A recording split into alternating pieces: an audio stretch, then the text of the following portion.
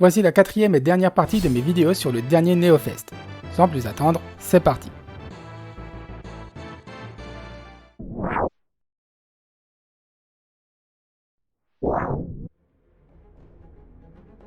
Questmaster est un jeu d'aventure et un logiciel de création de donjons développé par Skydevil Palm et Julian Kreutz, et édité par Apogee. Ce n'est pas le premier du genre, il suit d'autres titres comme Super Dungeon Maker, mais a deux particularités pour lui. Il permet déjà de créer des donjons sur plusieurs étages.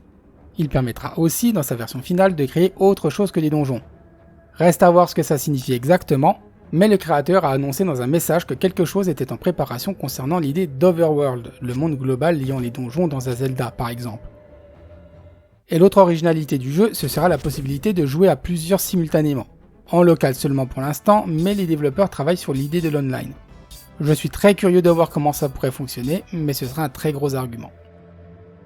La démo, qui reste d'ailleurs disponible, est malheureusement très limitée. 2 thèmes de donjons, quelques ennemis, 2 types de pièges ou de mécanismes. Bien sûr, le but est de donner un simple aperçu du jeu, mais difficile en l'état de se représenter son potentiel au niveau créatif.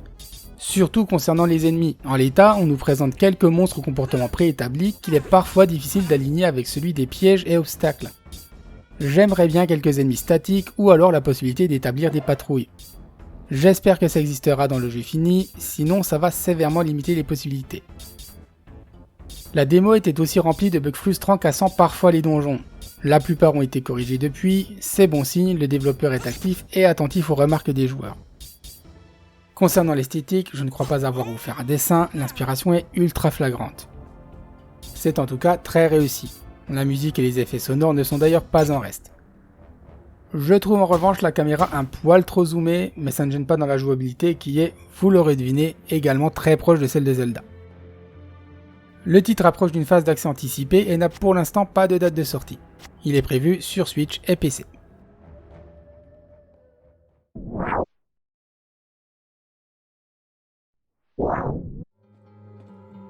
Hellslinger, développé par Hellworks Team et édité par Hellforge Studio, est un FPS à mi-chemin entre Doom Classic et Doom Eternal. Doom Classic parce que le jeu est créé sur le moteur GZ Doom et que c'est flagrant dans les mouvements et le flow général du jeu. C'est très rapide mais ça flotte un tout petit peu. Doom Eternal parce que vous disposez de plusieurs compétences permettant de recharger vos ressources dans le feu de l'action, dont une attaque de mêlée qui vous récompense en vie quand elle achève un ennemi. Mais contrairement aux différents Glory Kills de Doom Eternal, ces compétences n'interrompent jamais l'action. C'est moins spectaculaire, mais sera sûrement plus agréable pour certaines personnes en termes de gameplay. En dehors de ça, vous disposez d'un dash, d'une grenade rapide et d'une capacité unique avec un délai de rechargement. Des choses relativement standards dans un jeu moderne et parfaitement intégrées dans la boucle du gameplay. Les ennemis sont très variés dans leur design et dans leur comportement. Ils sont fun à affronter et créent des situations intéressantes. Les armes sont toutes réussies et ont toujours un excellent retour. À part pour les shotguns, qui m'ont semblé assez pathétiques. Quel que soit le personnage choisi d'ailleurs. Parce que oui, il y a 2 persos jouables dans la démo, chacun ayant ses armes, sa grenade, sa capacité unique. Il y en aura encore plus dans le jeu fini. Tout ça s'intègre surtout dans un excellent level design, assez ouvert pour bouger, assez tortueux pour faire réfléchir et dans lequel les ressources sont distribuées très intelligemment. Bon, sauf pour le final de la démo, qui de l'aveu même des développeurs est assez affreux. Tant pis, au moins ils savent quoi éviter à l'avenir. Le jeu a visiblement été fait par des gens qui n'avaient pas peur d'afficher leur goût en matière de femmes. Bon, chacun son truc, hein. Moi, elle me fait un petit peu peur, la dame. Les personnages jouables sont les pires edgelords que j'ai vus ou entendus dans un genre déjà bien edgy. C'est presque gênant, honnêtement. J'aime bien l'esthétique Weird West démoniaque par contre. Les visuels de type comics sont super classe et vendent bien l'ambiance. L'aspect amateur devient assez flagrant durant les cinématiques, mais ça fonctionne à merveille en jeu. La musique envoie du pichet et les effets sonores ont aussi une bonne patate.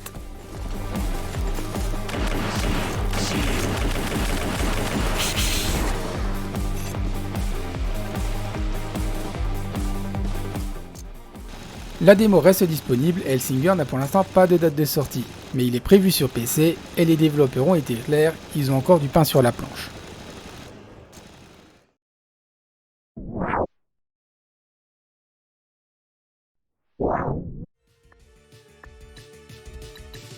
Sea of Stars est un JRPG développé et édité par Sabotage Studio.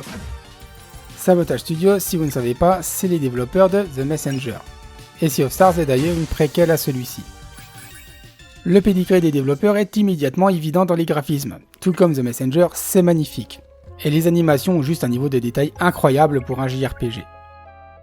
Concernant la musique, les développeurs mettent beaucoup en avant le fait qu'ils ont embauché le légendaire Yasunori Mitsuda pour quelques morceaux. Mais Eric Brown, le compositeur principal, a également fait un excellent travail.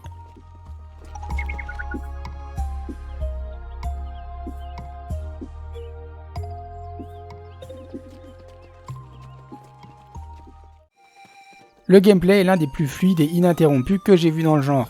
Le déplacement est très ouvert avec pas mal d'exploration et d'actions contextuelles, et on bouge de façon rapide et dynamique. Les ennemis sont bien visibles et on déclenche les combats en montant au contact. Une fois le combat lancé, vous avez plusieurs options. Utilisez une attaque simple, une compétence, un combo ou un objet. Les compétences dépensent du mana pour différents effets de dégâts, de contrôle ou de soins. Rien de très original. Les combos sont un équivalent aux attaques doubles ou triples de Chrono Trigger, impliquant plusieurs persos mais demandant une autre ressource, qui s'accumule en réussissant différentes actions. La jauge de combo se remplit particulièrement vite si vous réussissez le timing de vos attaques. Car oui, comme dans les RPG de Mario, vous êtes récompensé si vous appuyez sur la touche d'action quand vos attaques ou compétences font mouche. Vous serez aussi récompensé pour avoir aligné vos éléments en fonction des ennemis et de leurs actions. Et attention, dans Sea of Stars, quasiment tout est élémentaire. Bref, le combat est assez complexe et impliqué et c'est très satisfaisant quand on réussit un joli coup. Et forcer à l'attaque de base ne vous mènera pas loin. Sea of Stars arrive le 29 août de cette année sur Switch, PS4, PS5, Xbox One et Xbox Series. Il sera disponible le jour 1 sur le Game Pass. Personnellement, je sais ce que je vais faire ce jour-là. Et voilà, c'est la fin de cette série de vidéos sur le NeoFest. A très bientôt pour une vidéo critique plus classique, et d'ici là, amusez-vous bien.